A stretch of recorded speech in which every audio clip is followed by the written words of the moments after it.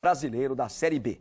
Agora as informações do Guarani. O Bugre joga amanhã também, todo mundo joga, é a chamada terça-feira gorda da Série B, né? Os 20 times vão a campo. O Guarani tentando mais uma vitória, terceira consecutiva, de novo fora de casa, e o técnico Wilson Tadei vai ter que mexer no time. Vice-líder da Série B com 8 pontos ganhos em 4 rodadas, o Guarani faz hoje à tarde um treinamento para a definição do time que enfrenta a Portuguesa amanhã, às 7h30 da noite no Canindé.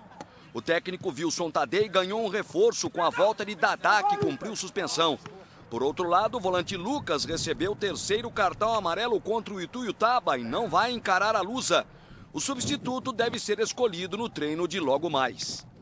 Um dos candidatos é o Rafael Jataí, que vem atuando, que pode ser a novidade no meio-campo da equipe do Guarani. Jogo amanhã no estádio do Canindé, sequência da participação do Bugre na Série B do Campeonato Brasileiro. 2 vitórias, 2 empates em 4 partidas.